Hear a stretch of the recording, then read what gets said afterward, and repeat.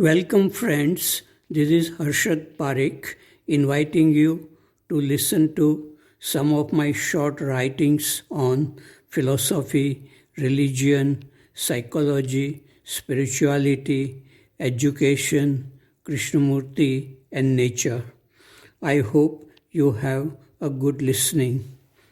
This is audio tape number 84, article 545. It is about motiveless inward looking. Our mind goes in that direction in which it is deeply, unconsciously, or consciously attracted. Some people are attracted to politics, some are attracted to films, football, fashion, food, etc. Some are attracted to music, mathematics, machines, medicines, and so on. Some are attracted to philosophy, education, religion, psychology, etc. In all these fields, there is the duality between the subject, that is the mind, and object, that is the field of interest. One can gather knowledge about various fields of studies and use it to talk about, write books, teach, and earn money, or use it for recreation, entertaining oneself. But very few people may be interested in watching the activities or moods of their own mind. In this watching, there is no duality between the subject and the object. There is no motive too in watching, not asking any question and looking for an answer, no intellectual interpretation. Such a mind is curious, attentive, silent, and moving with itself without any division. People who have such a mind, they can understand very quickly what Krishnamurti was talking about effortlessly. Those who do not have such a mind, they will find Krishnamurti's teachings very difficult and confusing. They will complicate Krishnamurti's teachings by using their intellect. Article number 546. It is about Happy Birthday 1.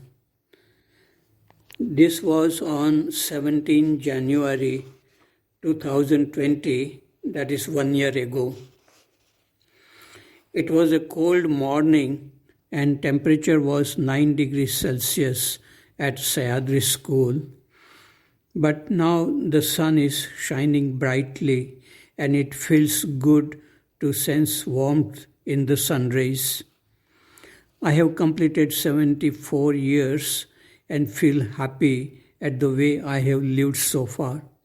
Few years ago, I had met Dr. Parchure here at the study center. He was Krishnamurti's doctor and was traveling with him in the last 10 years of his life. Dr. Parchure asked me how long I would live. I had told him 74, but I am still alive and my own prediction was not correct. Truly speaking, no one knows about when and where we will die. Krishnamurti too was not correct about his own predictions. Sometimes he said he had 2 more years to live, and sometimes he had said he had 10 more years, and sometimes he said that he knew but he could not tell to people about his death. Death is certain for all human beings. Sooner or later, we all die. The important thing is to live with goodness and love. It is not the quantity but quality that matters as far as our life is concerned. As Krishnamurti said, we must die every day to the past and feel newness every day in our life. Sages whom I admire very much had to suffer much physical pain before death. One must face with dignity such pain if this happens. One Hindi poet has said, "No matter how clever you are, no one can escape the burden of past karma." Our body may have its own laws independent of our mind. The mind cannot know the body at cellular level.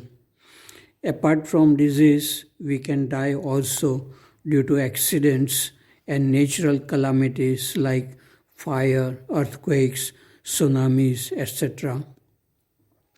According to an email I received from Awaz, more than 1 billion animals have died recently in Australia due to forest fire. But today is a beautiful day, a new fresh morning at Sahyadri School. Thank you, friends, for your good wishes. Wish you all a happy, healthy, creative life every day. Article number 547.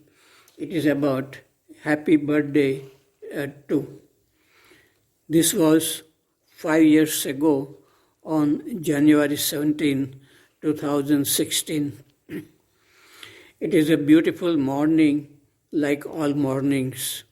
It was a pleasure to see a bright planet in the east when I came out from my room at 6:15 a.m. for the morning walk. The valley below was covered with dense fog, but there were bright colors too in the sky before the sunrise. I am glad that I have completed 70 years this morning. It has been a happy life and every day is new, fresh. I did not think that I would be able to live so long, and now I have a desire to live longer. Really, it does not matter how long you live. What matters is the quality of your life. I have found a treasure within myself which cannot be stolen, and it increases by sharing with people. This life exists to love and to bless without expecting anything in return. For the happiness and newness I feel every day, I thank Krishnamurti, who ignited a flame in my life by his books in 1970s. It was a blessing to meet him, talk with him, listen to him, and to commune with him non-verbally. I like to thank all my friends for their good wishes today. I do not have time today to communicate with you individually. Best wishes to all of you for a happy, healthy, creative life every day. Article number 548. It is about the crescent moon. Have you seen the beautiful crescent moon in the sky? This reminds me of an experience in Rishi Valley in 1980s. Once I, Dr. Kumar Swami, and a Buddhist monk from Thailand were sitting on a bench and discussing something. It was a beautiful evening. Krishnamurti passed by on his evening walk. He was walking alone ahead of some trustees of KFI. Krishnamurti pointed his finger in the direction of the crescent moon and said, "Look at the crescent moon." Then he went away.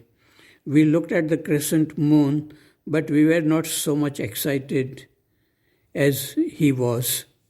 The Buddhist monk wrote me a letter after some days from Thailand. He had written a poem. Once 3 fools were sitting on a bench in the evening, and a wise man passed by. He pointed his finger at the crescent moon. Now I do feel beauty not only in the crescent moon, but also in trees, rivers, mountains, birds, and everything. including in the changing expressions on the faces of human beings.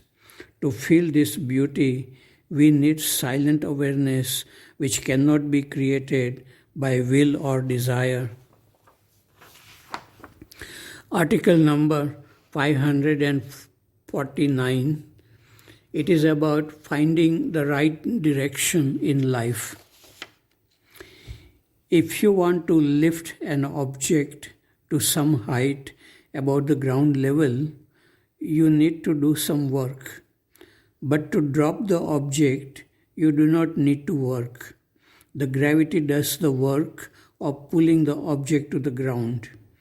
If you want to create something good and beautiful, a painting for example, you have to work for hours with attention, but it can be destroyed very easily by burning it. This is true for our life too. If we want to live a happy, healthy, creative life, we need to work with intelligence and attention.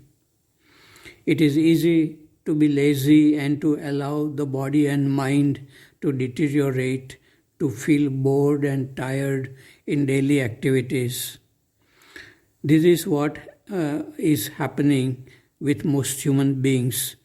Even students studying in schools and colleges feel bored and tired, develop harmful habits in studying, sleeping, eating, listening to music, lack of peace, fear of examinations, etc. Life becomes a big burden at very young age. They lose interest in learning, force themselves to study, conflicts arise with teachers and within themselves, resulting in destructive activities.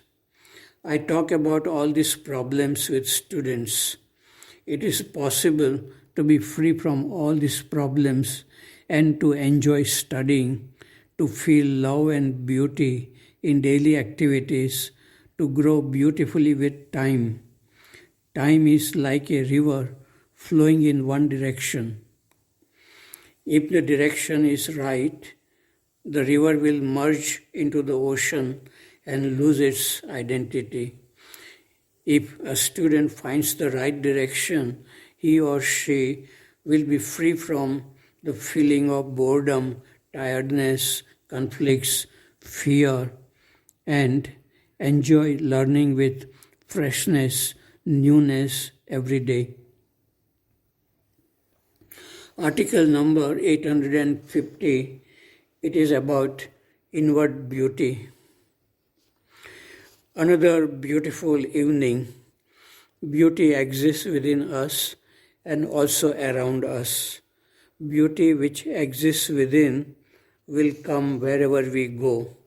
The beauty around us may change. Nature is beautiful. It has no sense of self or ego.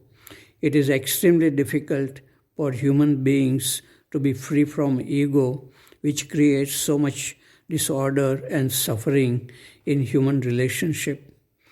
It is almost impossible to feel love and beauty with a strong sense of ego.